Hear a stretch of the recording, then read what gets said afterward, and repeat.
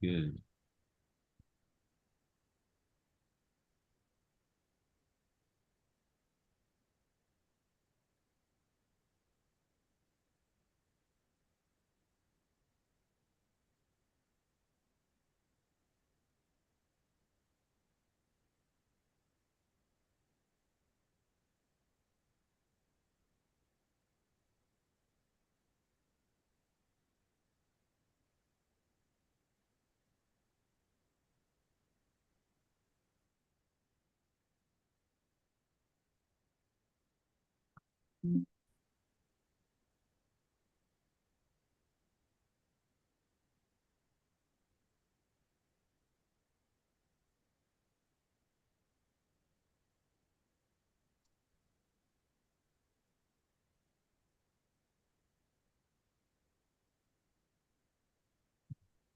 So we're going to wait just a few more minutes for everybody to come in, and then we will begin the presentation.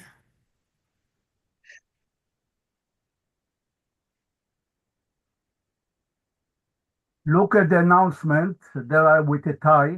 I look there better because during my live screening, I am without a tie.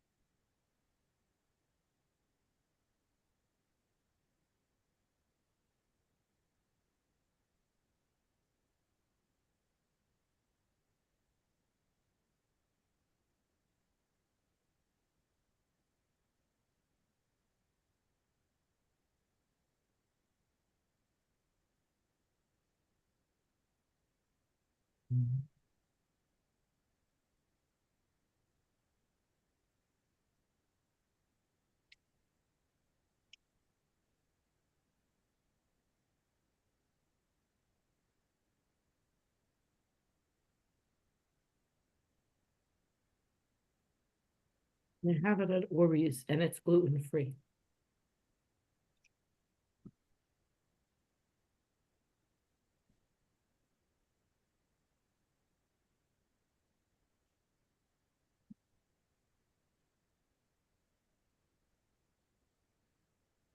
Esther Anzarut makes it. And it's at a number of stores. Would everybody please mute their microphones? And welcome, and we are going to begin today's lecture. And I'm pleased to introduce our lecturer for this evening, Ambassador Jacob Rosen. He is a veteran of the Israeli Foreign Service. His postings included Cairo, Amman, and Doha. Currently, he is a consultant on demographic mapping and specializes in constructing indexes of Jewish surnames in Egypt, Syria, Lebanon, and Iraq. And he serves as the deputy chair today of IIJG. I didn't introduce myself. My name is Lynn, and I'm the administrator of the Institute. And we're in for a very interesting lecture this evening. Let me just explain that everybody will be on mute during the lecture. It will be approximately 45 minutes, and then we'll have 10 to 15 minutes for questions, which you're welcome to write in the chat during the lecture. So without further ado, I turn the microphone over to Jacob Rosen. Hello. Hi.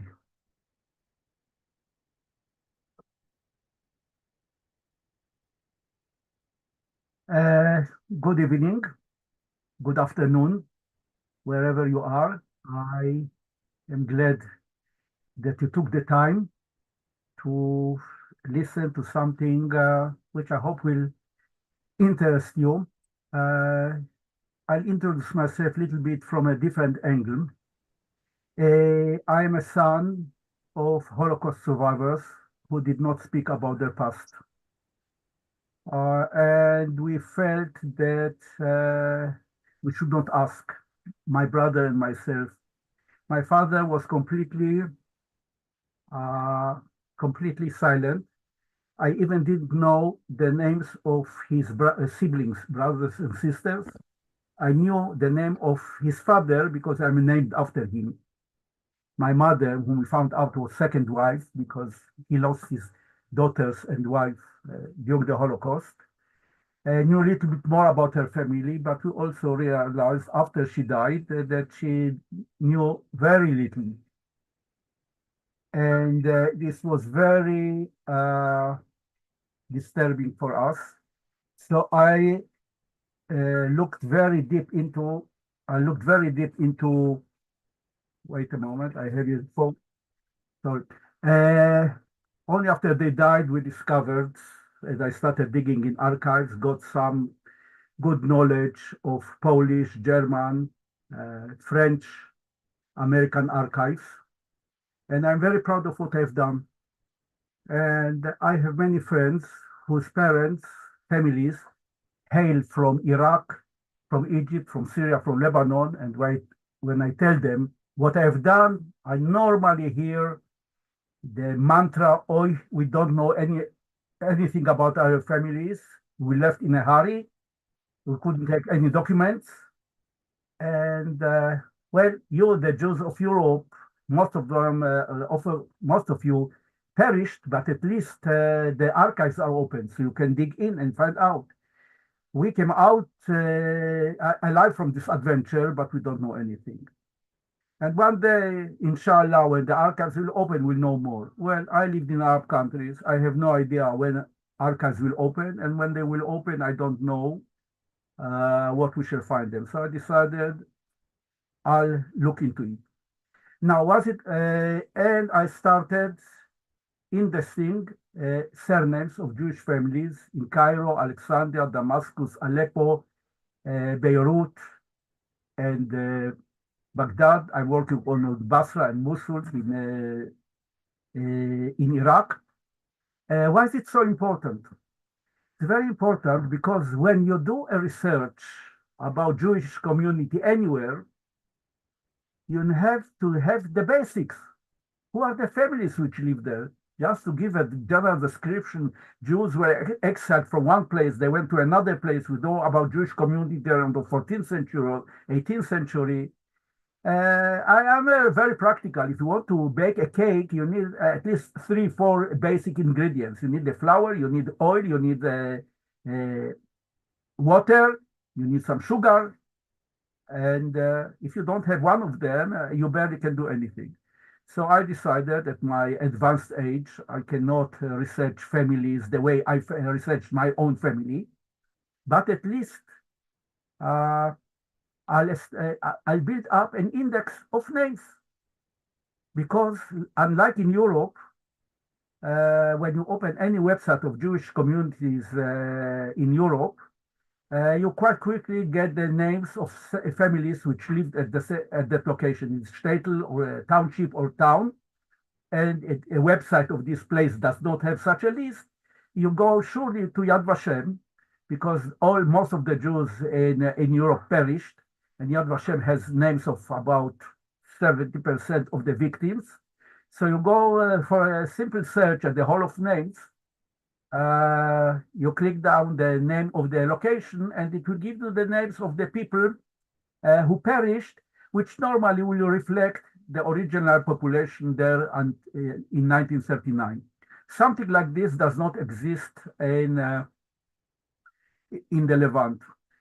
It is very strange because many Egyptian Jews and Iraqi Jews have written extensively memoirs. Some of them were on the hit list of New York Times and other places. Beautiful books, wonderful books, a lot of folklore and cooking and culture and recipes, whatever have you. But when you try to look in the index and see what are the families which live there, eh, you barely get anything. Very funny. Sometimes I contact the authors and say, "What was the surname of your auntie?" She says, "I really don't know. For me, she was an auntie. I have no idea what was the surname," and so on and so forth. So this is Hey, what Jacob, Jacob, excuse me a moment. There's been a request. Can you turn up the volume on your microphone and speak a bit louder, please? Yes, one moment. And also you, once again, okay, wonderful. Yes. Wait, wait. Let me see. Is it better now? Yes, thank you. Okay. Normally at home I am being told, don't shout, don't shout. So I'm intimidated by that. It's okay. Sorry about it. Well, it was a private joke for everyone. Uh, okay. So I decided to do that. And each country or each city in the Levant, the 6 or 7 or 8 cities, has its own particularities, its own character. And of course, every city has different sources from which we can extract information. In Egypt, we're very lucky because between 1925 and 1943, there existed a very vivid and very active Jewish press, 3 weeklies in French language, right? French in Egypt, well, whatever. And they brought a lot of news. And like any Jewish newspaper in America or in England, plenty of coverage of the Jewish community and the gala dinners and all the dignitaries and all those who give money and so on and so forth. You can extract it and build an index on Excel or something else. There's also the historical Jewish press, a momentous project of the National Library of Israel at Tel Aviv University. They scanned all the Jewish press for the last 250 years, and it is on the web and it's searchable by OCR.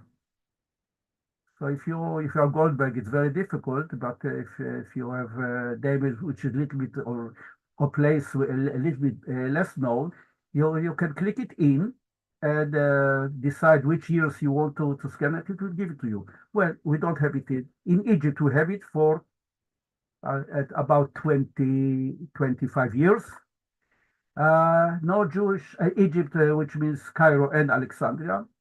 No Jewish press, basically no Jewish press in Lebanon, no Jewish press whatsoever in Syria, no Jewish press, basically no Jewish press in Baghdad, in Iraq. Yaakov, excuse me, I'm going to interrupt you once more, but are you using your PowerPoint already? No. Okay, but at any rate, can you please change it to full screen? Yes, yes, yes. I'll do Okay. it. Let me see whether it works. No, I went. Yes, yes, yes, that one should Okay. be. Okay. But you should listen. You don't listen to me. You have to listen. In any case, the only newspaper we found in Baghdad was published there between 1861 and 1872. In Hebrew, it was discovered, we knew about it, but 200 copies of this newspaper for those 9 years were discovered not long ago at the University of Hamburg Library. And now they scanned it. There's a one problem with it. It's written in Hebrew in Solitreo alphabet, which is the alphabet of the Russian alphabet of the communities, the Mizrahi Oriental communities, the Sephardim. And they did not have, of course, the normal printing machine. So those newspapers were on lithographs, stone printing. And it's very fun. It's very fascinating because until now we thought that the newspapers in the Jewish newspaper in Baghdad was inspired by the Jewish press in Poland, Russia, and Germany. No, They were inspired by the Jewish newspapers of the Baghdadi diaspora or communities in Calcutta and Mumbai. They had already newspapers from 1859, also stone print. So this is a short introduction about Iraq. We don't have press. I'll show you later on a little bit from this first newspaper, which appeared until 1872. So, how do we collect names of the Jews of Baghdad? So, first of all, let me start with the problems, and I'll tell later on, I'll describe you the solutions.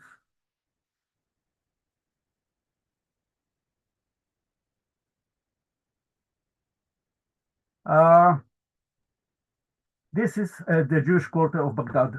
A map in Hebrew basically gives you the main streets in which Jews street, but there were many, many small alleys.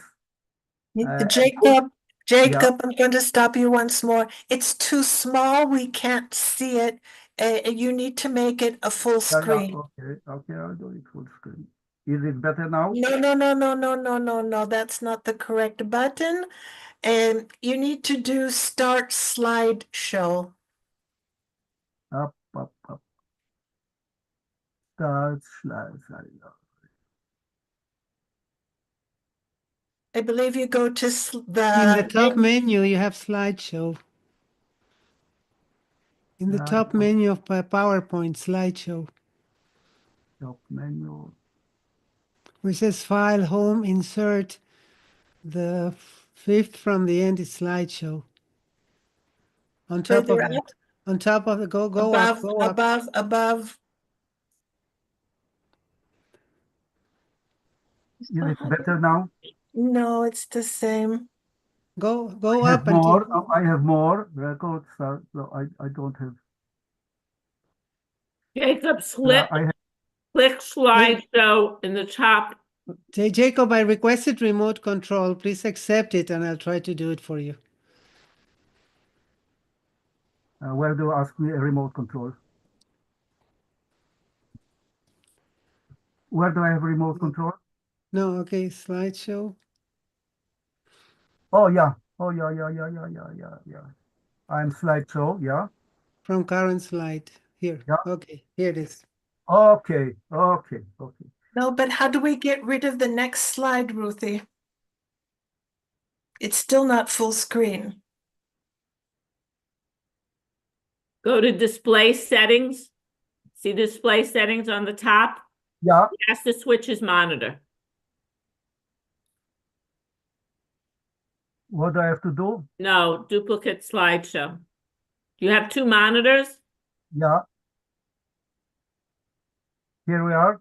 Okay, now go to full screen. I'm. Oh, God. Start sharing again and select the right monitor. Yeah.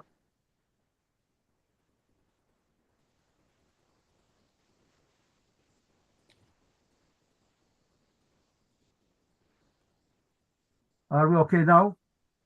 Yeah. Yes, thank you. Okay, so this is so sorry about that. This gives us the main streets of the Jewish quarter of Baghdad, but as you can see here, there are very small alleys. They had names which were never registered, and sometimes they had a number. But since people knew everyone knew everyone, so address and name of the place were not that important. I want to move to the next slide. Where do I move to the next slide? Page down. Hmm? Press the page down button. I don't see it. That's it. Here, let's start from, sorry. What are the sources? Except for Fuktubot, marriage texts, marriage contracts, which we have in the National Library of Israel from the mid-19th century from Baghdad, we basically have no surnames of Jews in Iraq, in Baghdad. First of all, almost no one had a surname. This is an invention of the last of of the end of the 19th century, beginning of the 20th century. And in any case, most of the ktubot are written the Chazan or the Dayan or the Rabbi or whatever. You really don't have tzedeks. What we have, sorry, one moment.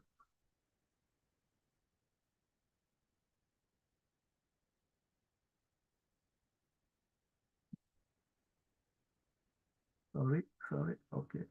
Sorry. Again, escaped. Why did this escape? And you know what? Take over, please. Take over the sharing because it's something went wrong here. You want me to put up the, Yeah, will be much better. okay, one moment, please. Sorry about that.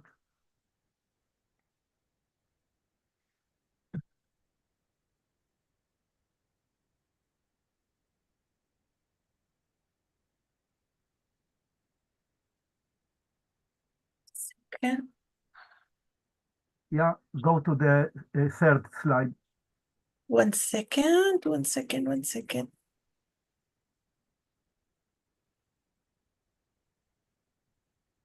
Okay. This one, Yaakov? Okay, now we are on track. Okay, the first documentation of surnames which we have in Baghdad, the chief rabbi of Baghdad in 1892 and 1896, he managed to organize, go back, Yes. he to organize with the Ottoman ruler of Baghdad exemption from service for Jewish boys. Of course, they had to pay for it. And he published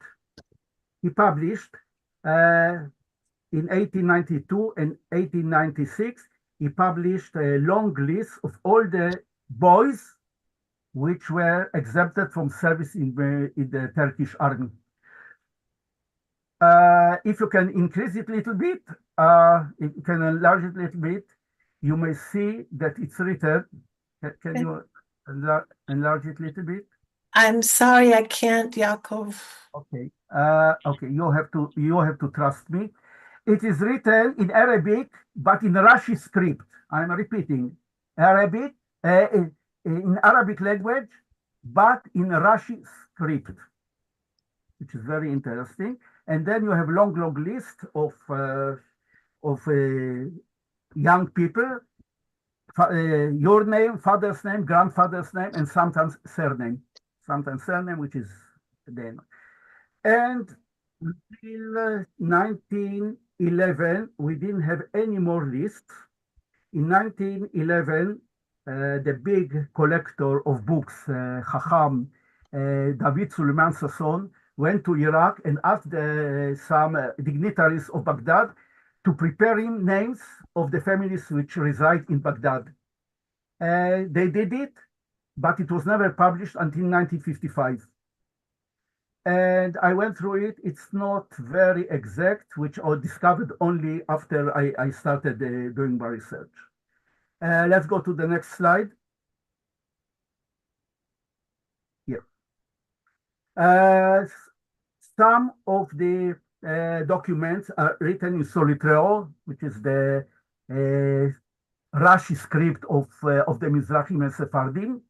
It's Judeo-Arabic. It's in Hebrew letters, but it's sometimes in Arabic, sometimes in Hebrew. The Arabic is not exact Arabic. It's colloquial Arabic. So sometimes I have a problem to discover or to make up my mind whether it's in Arabic or it's in Hebrew, and sometimes it's both. Because the people who wrote it did not know the Arabic alphabet. They knew Arabic because of spoken language. This is something from, by the way, from the Gniza of Singapore. There were many Iraqi Baghdadi Jews in Singapore. They had their Sidurim and Makhzorim. And when someone died later on, they didn't know what to do with the books. They gave it to to the synagogue, and he was there for tens of years, somewhere in an attic, until a friend of mine discovered that there are some books. And here, for example, this is memory of someone, נקרא לבורא עולם, אדונתי, אמי מזל טוב בת שמחה, ליל שבת, השעה, it is already in Arabic, al-12 عشر, also Arabic, סita rishun tamuz, hatarsa, which we have it here, and downstairs we have 29 July 1905. So it's a big mixture, but you can also extract from their names. Let's go to the next slide. This is another Baghdadi storyteller from Singapore. Someone dedicated this. Kodesh Nishmat Niftera Yitzhak ben Aziza, name of the mother, not name of the father, which sometimes is it may indicate that it's not very clear who the father was. And then again, Tuki Slav Shnatar Aintet. So we have Rashi script. We have Solitreo. Let's go to the next one. This is another Solitreo. This is from Aleppo. One of the rules of Solitreo that it's handwritten. So every rabbi, every dayan, and every moher had his own version of handwriting in Solitreo. And it causes a lot of problems when we talk later on about machine learning and artificial intelligence, which we are trying to deal with. So once you teach the machine to read one handwritten transcript, if you change the transcript, someone else has written it, the machine, the transcribus looks quite helpless. Let's go to the next one. I see that in the audience we have Harold Rode. He probably will be able to give another lecture about it.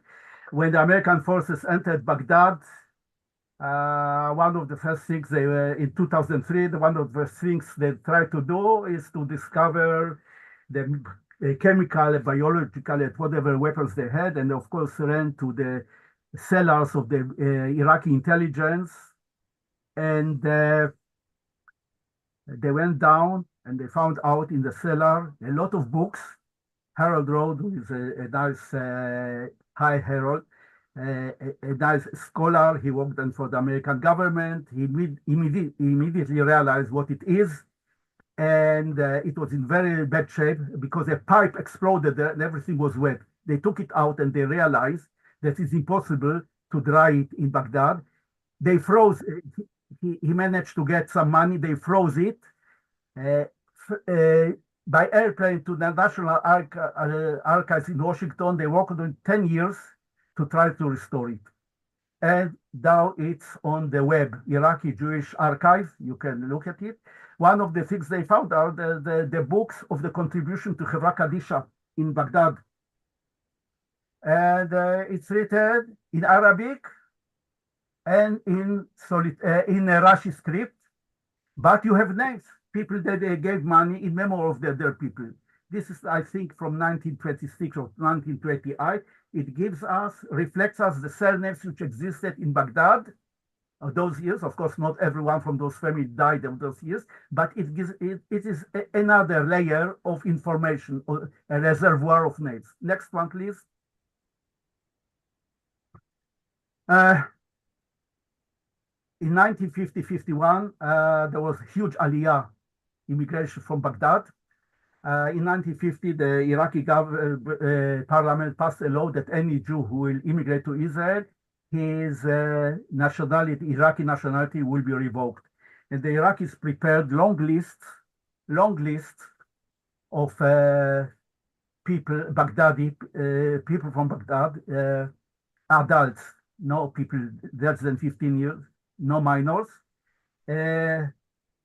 Full name, your name, father's name, grandfather's name, and surname, if it existed, or sometimes not.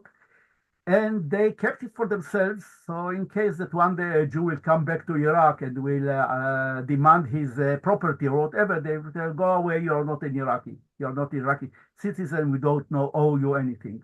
In 2003, when everything was, when Saddam fell, all the ministries and all the museum and all the banks were robbed. Everything was thrown from the windows, and including the register of Baghdadi Jews was thrown. And one nice Iraqi guy found it on the streets.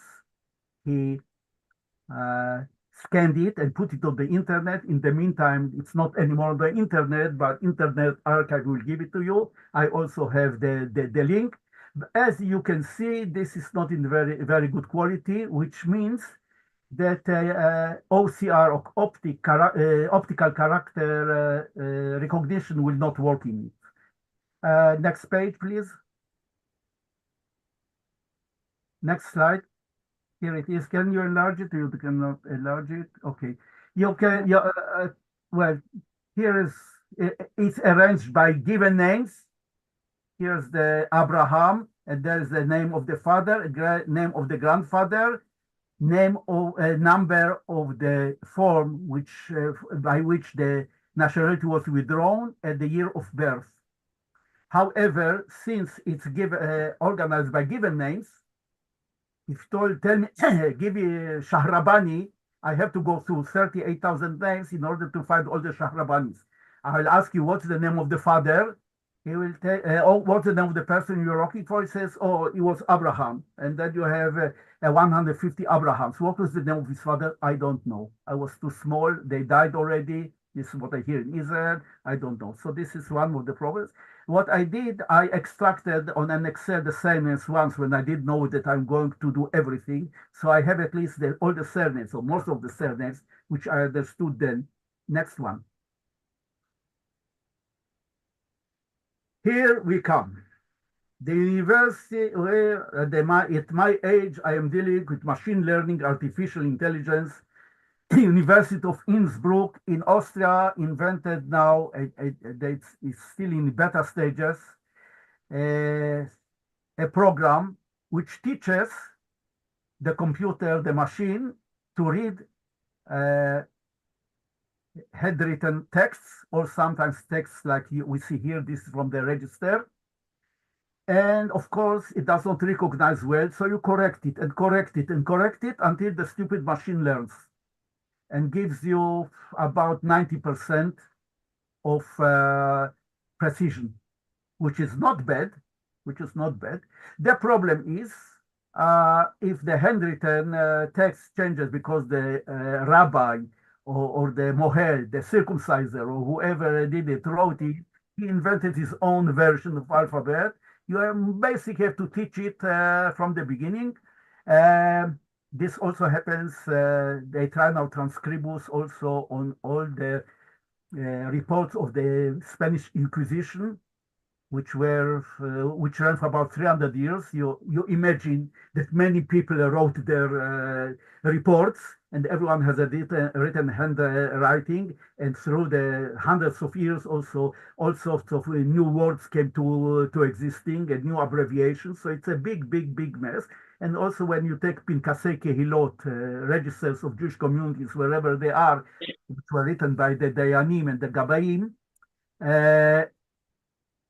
you have everyone had written his own with his own handwriting, and since there was no place because paper and was still very expensive, they wrote on the margins, and sometimes you have to turn it and turn it and turn it until you manage to catch the whole text. Let's go to the next one.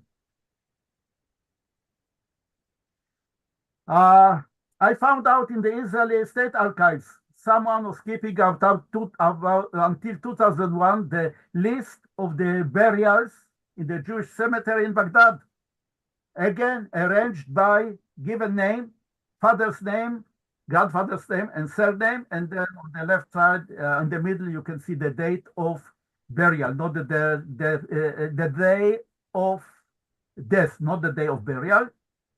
Also, lucky enough, not too many people wrote it. I managed to read everything. What is very interesting about that, not not every Jewish family which lived in Baghdad has a representative in Israel.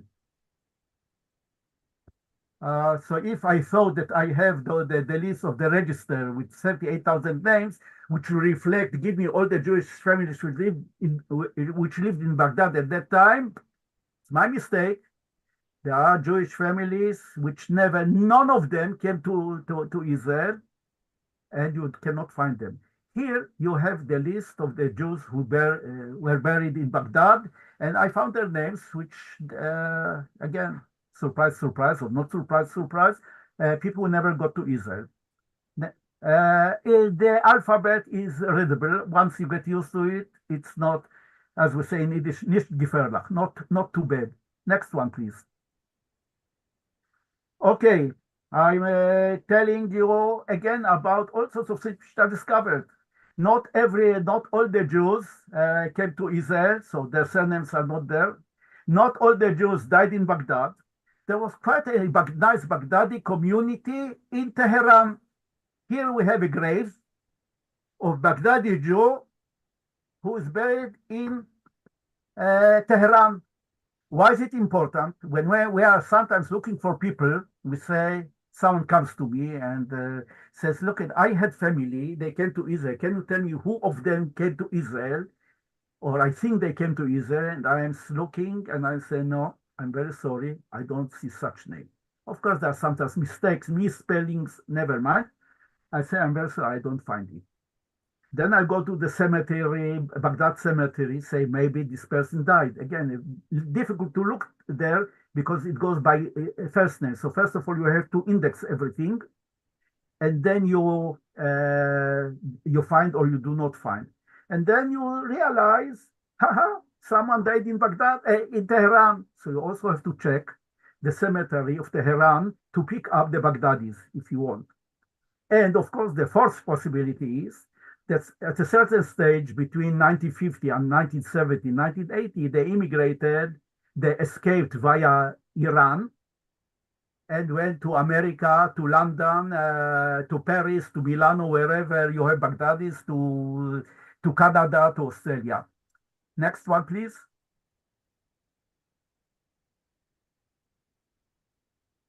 Yes. Among the other documents which they found in the Iraqi Jewish archive, reports of the Jewish community. In 1941, there was a big pogrom in Baghdad by pro-Nazi, by Iraqi nationalists. And about 150, 160 Jews were killed. Until now, we don't have an exact number of who was killed. By the way, they are recognized as victims of the Holocaust, so they're also registered in Yad Vashem. Very important to remember. So if you go to Yad Vashem Hall of Names and you click the city Baghdad, you'll see the Baghdadi Jews who were killed in the Farhud. Here's a report about properties of Jews which were damaged. So on the right column, you have the name of the owner of the property, and then the owner of the person or the Jew who rented it from him, and what damage was done and how much money they got for it. Again, a nice reservoir of 4 days. Next one, please.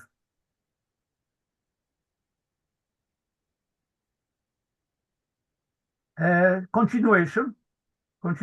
Again, you find their names, which you don't find anywhere else. So somehow you should never be sure that you have everything. Every time you are surprised by finding something which you didn't know, and you are even more amazed. Where did you find it?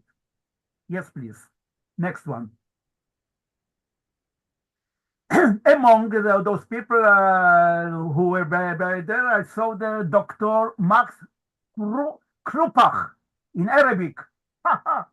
Took me some time to find it was Dr. Max Krupach, a Jew from Poland, doctor, and he escaped from the Nazis and came to Baghdad and started practicing medicine in Baghdad. married a Jewish nurse in one of the Jewish hospitals in Baghdad. Yes, there were Jewish hospitals in Baghdad. Very big, nice community. And he died suddenly in 1949. His widow came to Israel and died in Israel about 25 years ago. Max Kropak. One of the problems, you see such name in Arabic, God knows how it is written in the original language, because in Arabic you have letters which do not exist in the Latin alphabet and vice versa. Let's go further. This is a very nice wedding invitation from 1935, Yirbus Machot Israel, Abu al-Hatan. You see in the middle here, you have, this is character is Aleph Lamed, and Waled, the father of the Kala, Shua Haduri Ibrahim, אליהו ניסים שמואל, נתשרף בחודורקום יום אל חמיס الموازق كذا وكذا عصا زاوية مساء احتفالا قدوشين Salim وناجية. You see there is a drop of wine. Someone was so excited in the wedding that he dropped there was a drop of wine on it. So it is written in Hebrew alphabet but in Arabic, and we have names. There was a Rahamim family with Shmuel family got married. Again, I have some of those invitations, and it's again another good backup. Next one, please. This is the Hadover newspaper, which came out in Baghdad between 1861 and 1872. It's very nice. It's in Arabic. In Hebrew, in Solotero. What is very interesting about it, the editor died suddenly. He was from Iran, Baruch Mizrahi. He died probably from some disease in 1872, and the newspaper stopped appearing.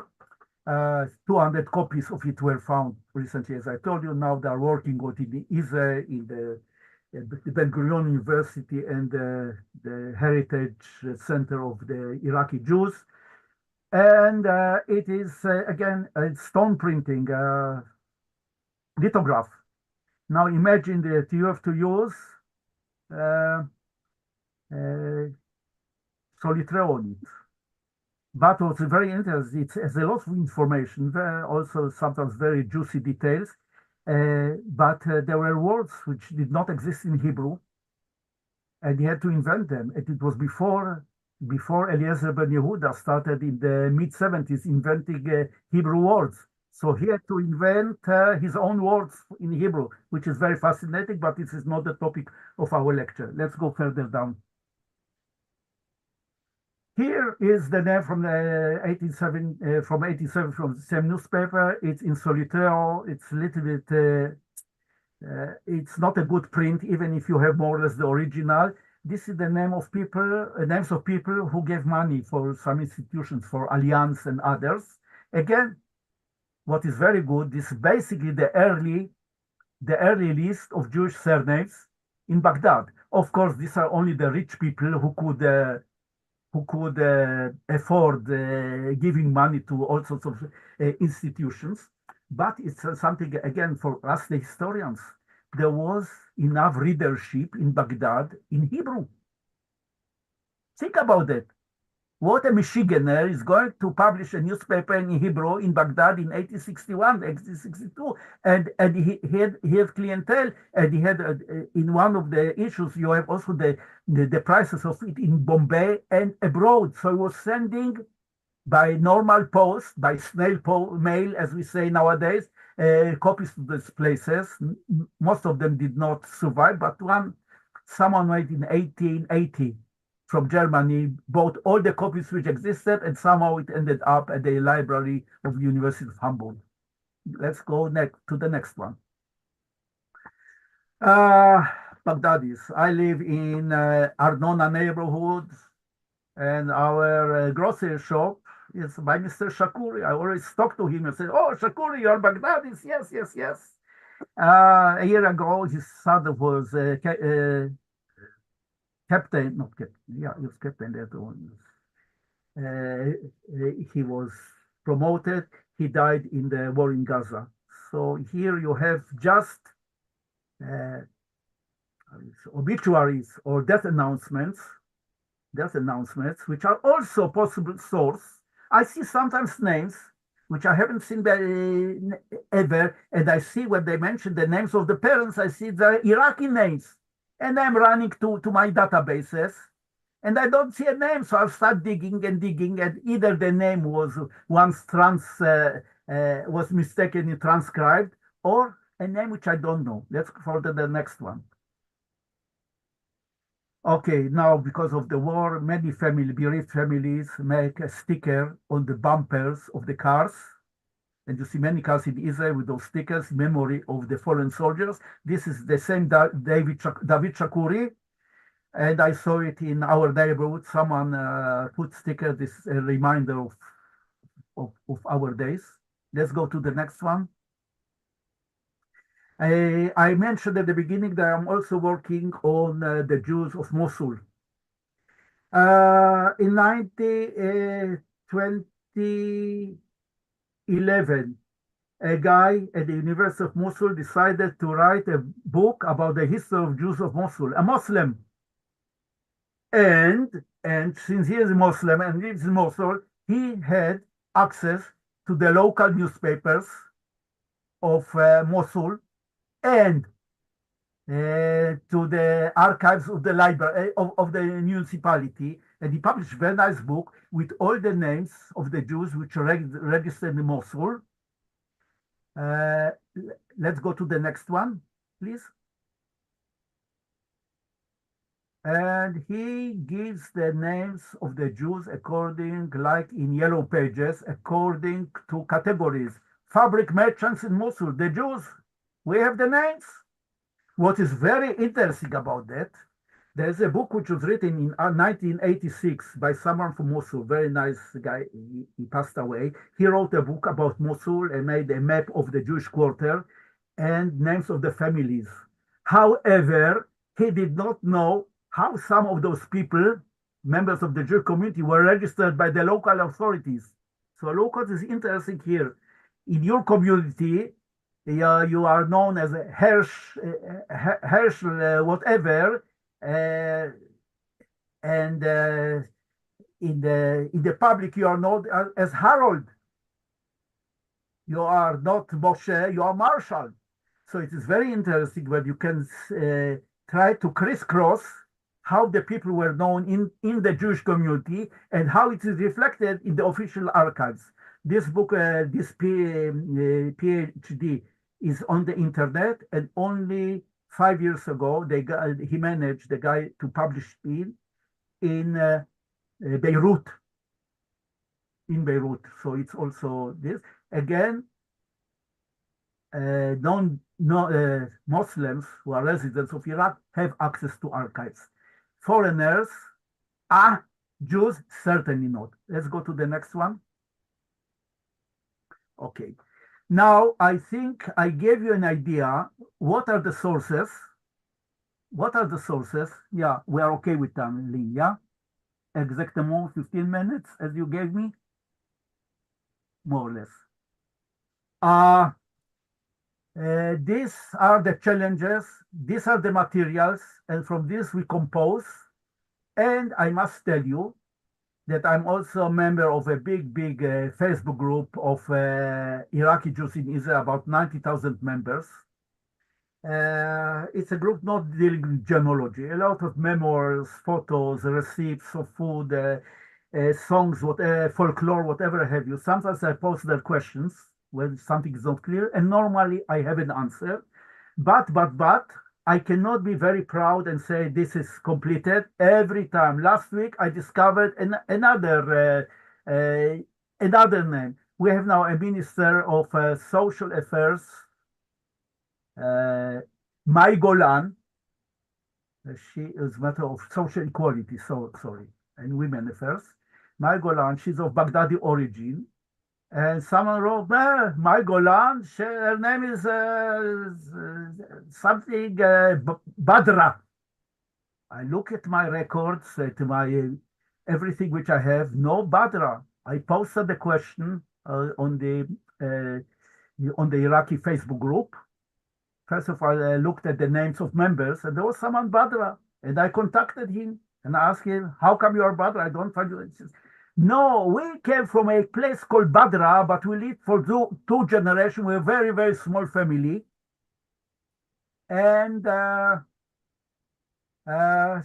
looked in the register. They are not there. How they came to Israel? Some people he came under assumed name, didn't get for variety of reasons, didn't give exact name. Some of them escaped to Iran or to Turkey, so not appearing to the register. So there are non-stop challenges, and I already, if you go to on Google and write Baghdad Index, Jacob Rosen, Baghdad Index, Jacob Rosen, you'll find the 2023 update. And I'm going to do another update because now that I went again with Transcribus through the names, which is still not complete because Transcribus is a real challenge, many technical problems, and I have more and more names, and it's endless job. And in Baghdad we are actually quite okay. Damascus is a big problem, for example. Aleppo, less than a problem. Beirut, also, every place has its own problems. But generally speaking, this is what you have to do when you do not have access to archives, and you really have to improvise, and you also need a lot of luck. You don't have to be also clever. Being clever doesn't help you.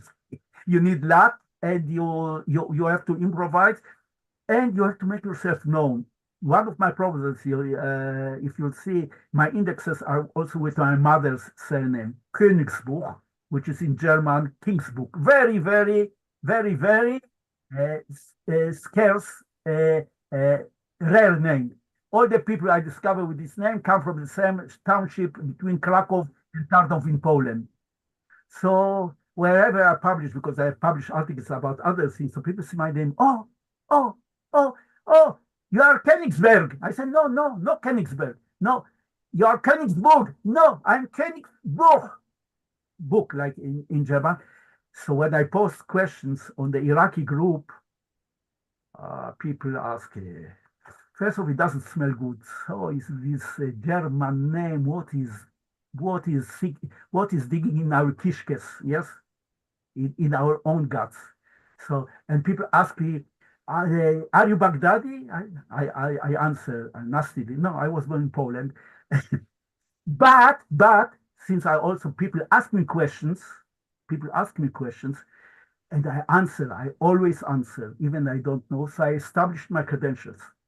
Be very, very careful when you start digging, when you start researching, and you start approaching people who don't know you and don't know anything about you. They are normally quite suspicious.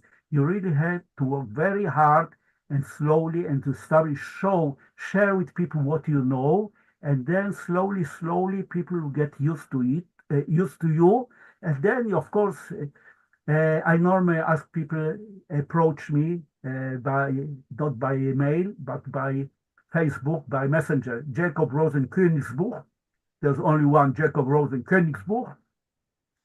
And I always answer. And then normally I answer quickly by Messenger, but if it's complicated case, we start with email, because then I can open a file and so on and so forth. Okay, questions, I presume. Yes, Jacob, we have, first of all, thank you very much. And I have some questions on the chat for you. Can you see the chat, or should I read it to you? No, I'll look at the chat now that I don't. Okay. So there's a question from Sylvie looking for Egyptian information for Serusi's family from Cairo. Okay, wait. Why I don't, let me see what happened here. Oh, okay. About Serusi family in Cairo. Okay, from what I know about Cairo, Serusis are from North Africa. They are Maghrebis. I'm not researching families, but the first thing which I would tell Sylvie, go to Historical Jewish Press website.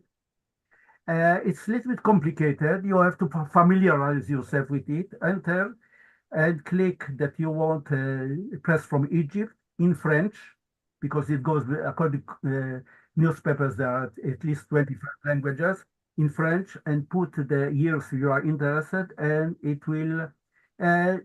Don't panic when at the beginning you don't find anything. I know the name is there. Just be aware how it's being spelled, because if it's not exactly spelled as it is in the newspaper, it will not find it. And if the quality of the ink was not good, and the O or the C or an E are not clear enough, the OCR will not find it. Go there, you'll find quite a lot about Seleucus in Alexandria or in Cairo. You'll be surprised. You'll find Seleucus, and you'll say, "Oh, I didn't know that there was Seleucus in Alexandria." So this is what I advise you to do. But you can always contact me by Messenger or Facebook, and I'll try to add more. Yes. I see that Itzhak Kerem asked a question. Do you see it, Jacob? Some Seleucids were from Damascus. Yeah. Seleucus from Damascus migrated to Egypt, Uruguay. Yes, of course, because Seleucus, when the French took over or occupied North Africa, Morocco, Algeria, and Tunisia, some Jews, not only Jews, also Muslims, escaped to the Ottoman Empire. And this we have quite all the Mughrabis, which we had in Damascus, including the Mughrabi cinema in Tel Aviv, which existed about 25 years ago. They were Jews from the Maghreb. This is why they are called Mughrabis, and they lived in Damascus. So, Yitzhak, you are right, but Jews are Jews. They go all over the place, even to Uruguay. Next one. I think you skipped one, if I'm not mistaken. Let's see. Carol asked, can you tell me anything about the Dabi family from Baghdad? Did you see that one, Jacob? No, again, I am not. I'm not researching families. Of course, through the process of collection, I learned a lot and I remember things, but I don't have time to dig into archaeological digging to find out. Dabi is very big, respected family. We don't know the origin of the name. Some people, the family folklorists, it's the initials of David ben Ishai. I don't. There's no way to prove it, but we don't know the semantic meaning of the word. But again, I'm not dealing with it. If I hear something about it, Dabi is origin from Aleppo. Yeah, maybe. Okay, this is very, very, very interesting. Professor Schacker mentioned the people from Aleppo in Baghdad. It's very interesting. We still have a little bit of time. There are two huge plagues in Baghdad in the 18th century, 1741 and 1761. Many people died, Jews and non-Jews. The plague does not distinguish. Those who did not die escaped, went around to all over the place, and after a few years, when they saw that it subsided, they started coming back. And then in 1761, again, a big boom. The whole scholarly, rabbinical, spiritual leadership of Baghdad was wiped, and the community was devastated. They didn't have any more spiritual law, no Rabbanim, no Chachamim. 150 families from Aleppo came to Baghdad to reconstruct the leadership of the community. This is how you have the Laniados there. This is how you have the setons there. This is how you have Dabis and others. Also, the Jews of Baghdad are of course proud, and rightly so, that they live. Jews lived in Iraq, in Baghdad, at least 2,500 years. But you see from the surnames in Baghdad, Tahrani, Shirazi, Yazdi, Halabi, Halabli. Li in Turkish means comes from a certain place. Arvili from Irbil. So through the surnames, you can see where those people came from. And this again, I don't want to open another screen, but it's completely a new galaxy for us.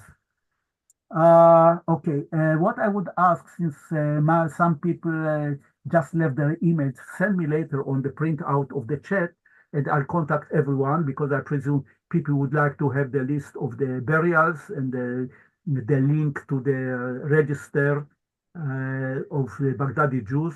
It's I warn you, it's very complicated because it's Arabic, not in not in a good quality, and if you don't know Arabic. And I barely find most of the Jews who came from Iraq do not read Arabic anymore. And if you don't love it, it's really suffering to read it. Any more questions? Yeah. What else do we have here? No, what we. Then 81. Okay, I'll. Can I just say, in the meantime, I am downloading the name list to everyone here who, and about the nufus list, I know something about these things from Turkey, but the name list of Baghdadi Jews is going to be up. It's finishing downloading right now. Anybody can take it down. It's there. The 1951 register? Yes. Yeah. No, okay. If you miss it, I have it. I can give you. Yeah. Harold, is that what you sent to me, to Lynn? Yes.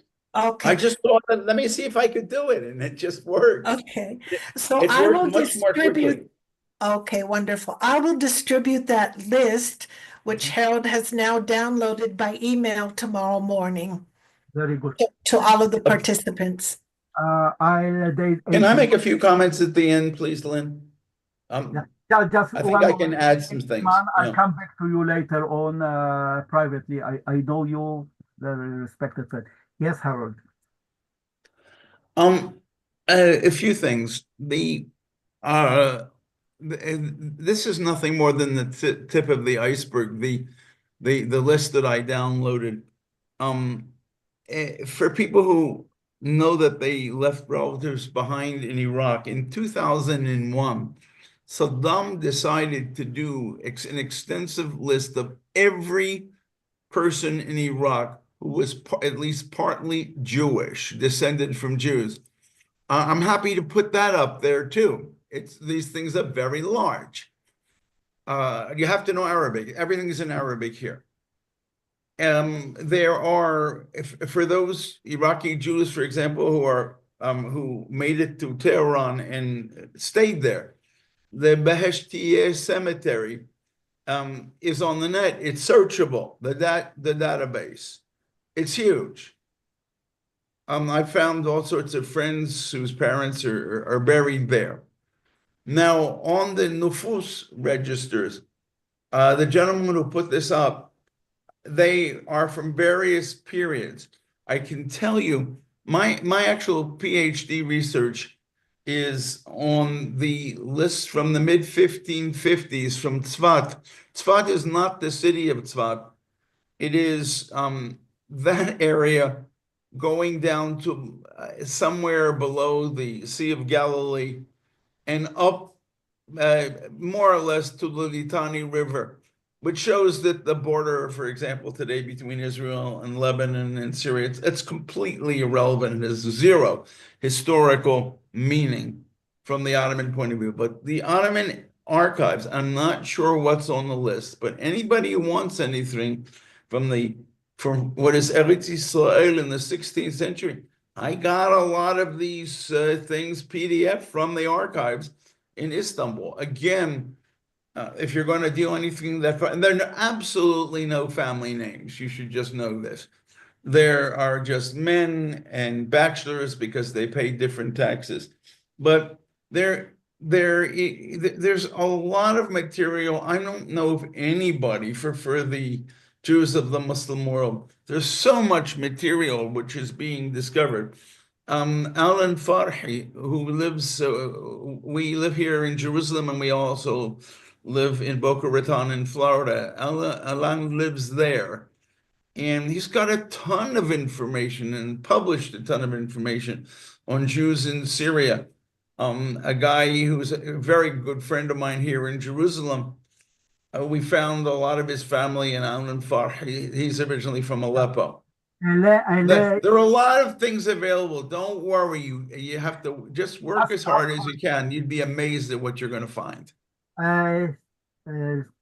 Harold, please send me by mail the list of the Jews which Saddam composed. I know that's only. I'll do that, and you know what? I'll put it up right now on the because I think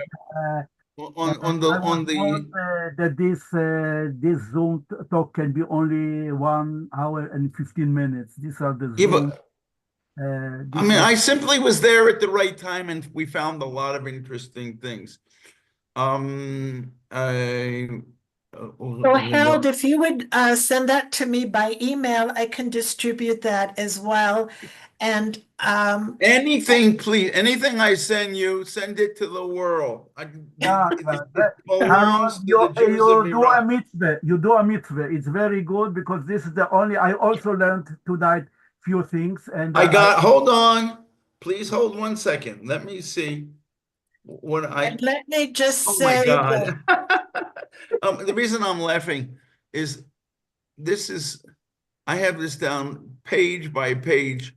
It's about 200 pages. Again, it's mostly printed. There is some handwriting. I don't know how I'm not sure. I don't know how I have it. But I have a lot of stuff, and I'm happy. Again, it doesn't belong to me. Please do not inundate me. I have a lot of things to do with my life. I'm happy to download it or give it a disc.